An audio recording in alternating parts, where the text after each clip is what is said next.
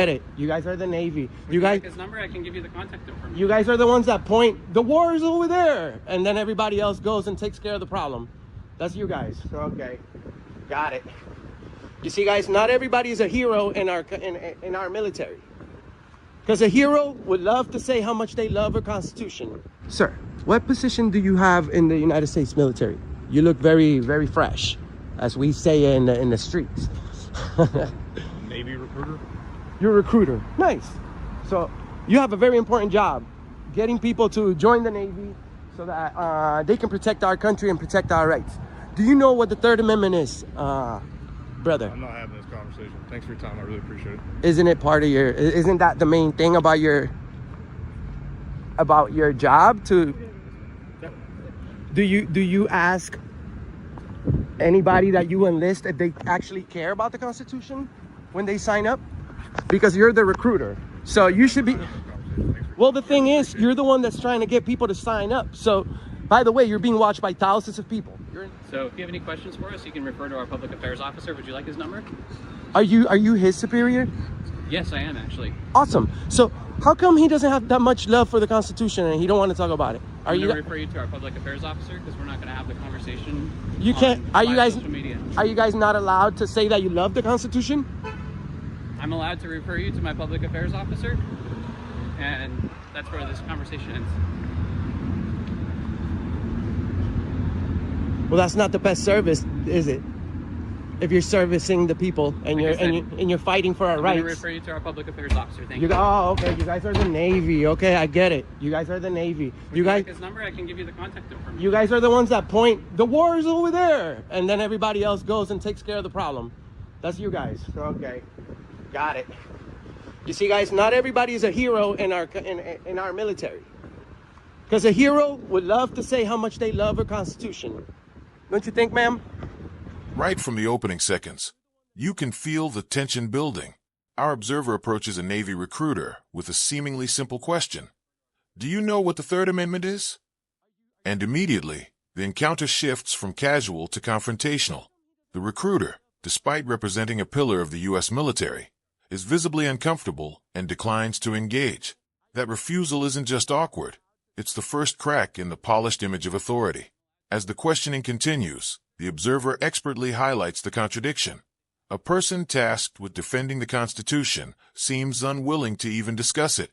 Every answer from the recruiter is a deflection, a referral to a public affairs officer, which only amplifies the suspense. The viewer can feel the frustration and curiosity rising. Why won't they talk about the Constitution? Why the hesitation? It's the perfect hook, because it immediately raises questions about accountability and transparency in institutions meant to protect the public.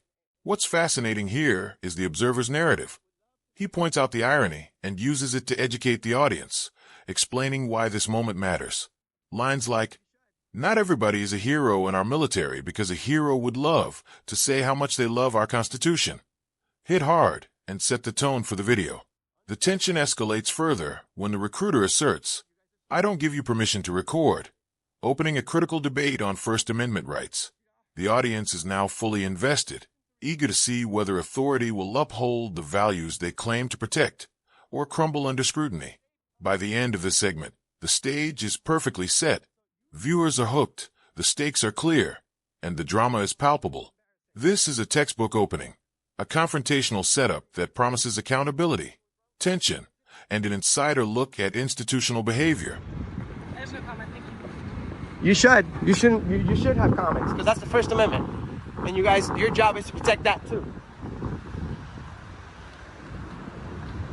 Unbelievable. You guys are supposed to protect the Constitution and love it. Sir, I don't give you permission to record anything. Oh, I was waiting for that one. She doesn't give me permission to record her. Even though we have freedom of the press and she signed up to the military to record, to save our First Amendment when it comes to freedom of the press. So you don't know the very First Amendment, Smith, in front of thousands. Embarrassing. Can you please refer to our public affairs officer? So now he's recording me saying that what she was doing was wrong. Is it part of your job to film me with your personal phone? Are you on the clock? No, this is my personal phone. Well, because if it's not, I have the right to know and I can request that footage. And as can I. You can't request my footage. Why not? because it's my personal phone. Okay. I don't work for the government. The government works for me. So this is why we do what we do. We go around the whole country standing up for the Constitution, and you guys get all the credit. That's funny. That is funny. So, Bowen, you've been owned by Mr. America. Phoenix.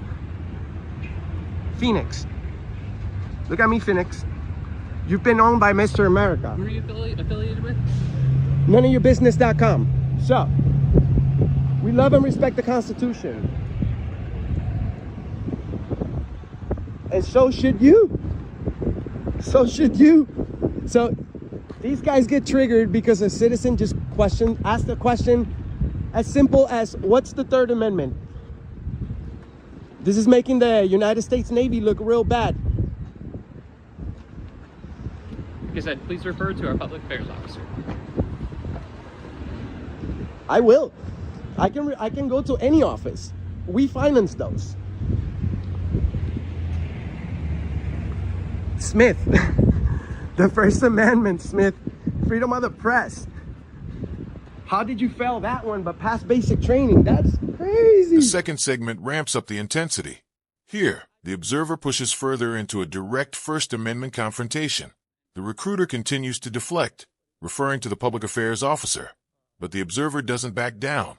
He calls out the contradiction, highlighting how the refusal to engage is a failure of the very principles the military is sworn to uphold. What makes this part riveting is the escalating tension and the stakes. The observer frames it in a way that's not just critical but entertaining.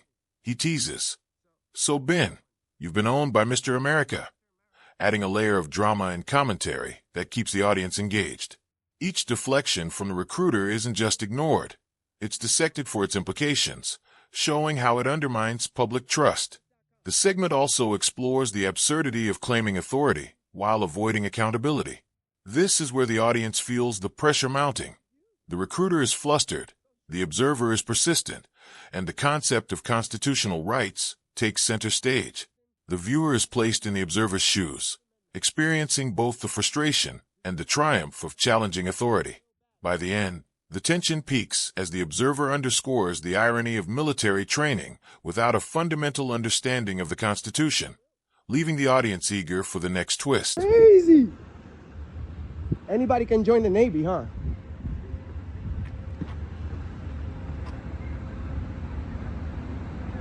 Guys, this is the United States military that I love and respect. The ones that love and respect the Constitution. If not, you should take off that uniform. Because it could be considered stolen valor if you're not really about this, you know? She literally said, that's the walk of shame. That's the walk of shame. So. I'm like, okay, so you're just gonna say that in the cubicle? What's your superior's name? I have the right to know, right?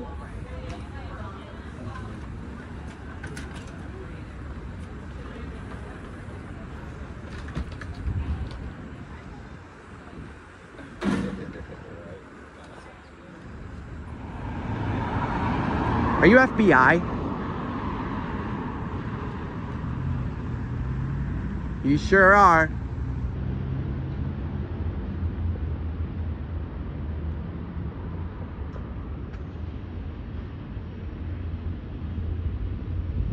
See how far we can get away with this.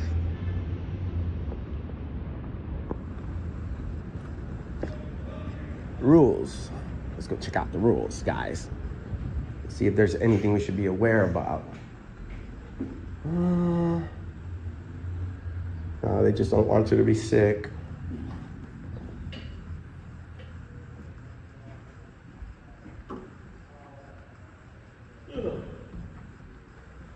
Is this a federal building? Yep. Is the First Amendment allowed in the lobby? Do I just want to take pictures? Yeah, this The first floor is fine? Yeah. Awesome. Ooh, somebody didn't read the rules. That guy got COVID. That's all that brings you in today, just taking pictures? Yeah.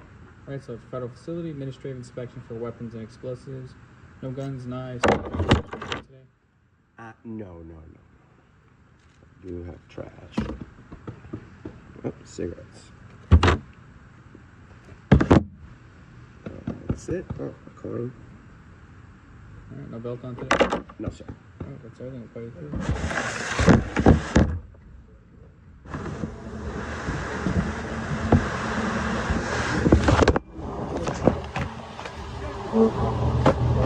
Different. Then I go around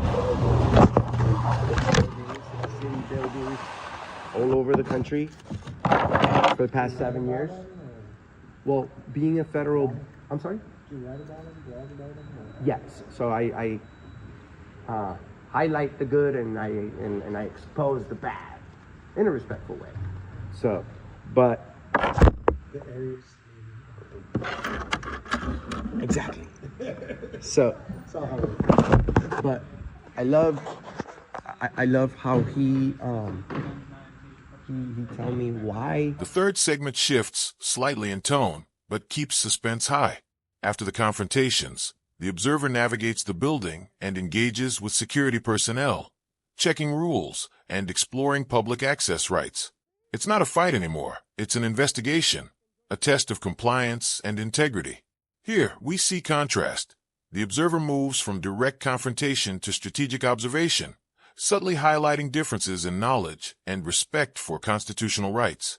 The audience sees how routine interactions can expose larger issues about institutional accountability.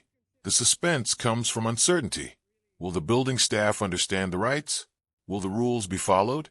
Every yes, the First Amendment applies here, and no weapons allowed moment is framed in a way that teaches the audience while maintaining tension. This part also reinforces the observer's credibility. His calm but probing style shows he's not just provoking, he's analyzing. It's an essential transition segment. It allows viewers to digest the stakes from the earlier confrontations and see a broader picture of how authority responds under scrutiny. Why we're being searched on the way in. So most people just say, is this a court here? Oh, nice.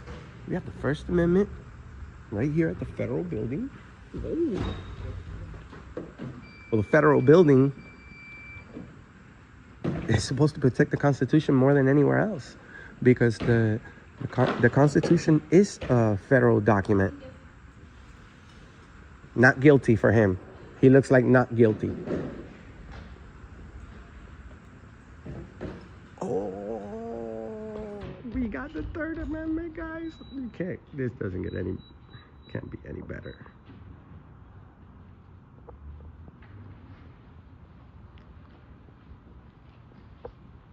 Hey, quick question. You look very young. How old are you? I just had a birthday, 28. 28? Yeah, 28. What do you eat? What do I eat, man? I eat everything, bro. That's I good. work out a lot, you know what I mean? So That's good. That's good. I appreciate you. Diaz, you you look like you're 18 actually. I get that a lot, dude. So I thought you just joined in the military. How long have you been in the military? What's today, 21st? Today is the 21st. So in 1 week I'll hit 10 years. 10 years. Yeah. Well, thank you for protecting our rights. I go around asking everyone about the Third Amendment. Most people don't know the Third Amendment. I'm not going to question you. I'm not going to test you. But a lot of people don't know it, brother. And everybody knows the First Amendment, some of them. And then the Second Amendment, and then the rest of our rights, most Americans really don't know about them. 25. Yeah, they don't know. Yeah, we have 27 amendments in the Constitution. You can walk around with $1 million and give it to the first police officer that answers that question correctly, and it's probably not going to happen. I have much respect for you because you guys are in the, you guys are the first ones to protect our country from other countries who try to bully us. So, you trying to stay another 10 years in the military or what? We'll see. I mean, it's almost time for me to make that decision, so we'll find out here in the next couple of months if it's something I want to do. All right. Well, keep up the good work, brother. Thank you so much. Take care. I appreciate your time. You too. Awesome. Awesome. And shout outs to these security officers right here from the federal building. These guys are not Allied Universal. You guys ever heard of that company? They suck. And they are the biggest security company in the country. Most of them don't know about our rights. They go 0 to 100 real quick, in public places. These guys are at every DMV across the country. These guys are in a lot of public buildings. Of course, they're not here in the federal building because the federal building is where the real money is at, guys. So we hired nothing but the best. What's the name of your company, guys? Shout outs to you guys. Awesome. Hello.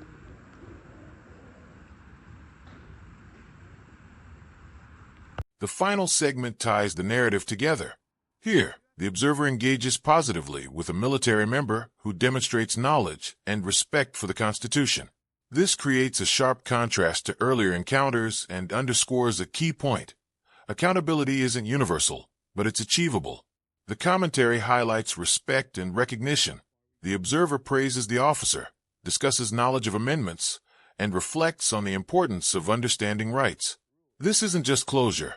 It's a lesson in what proper service and constitutional awareness look like. It reinforces the overarching theme. Institutions are only as strong as the individuals within them. There's also a subtle critique woven throughout. The observer notes the difference between high-quality security and other providers who lack constitutional awareness.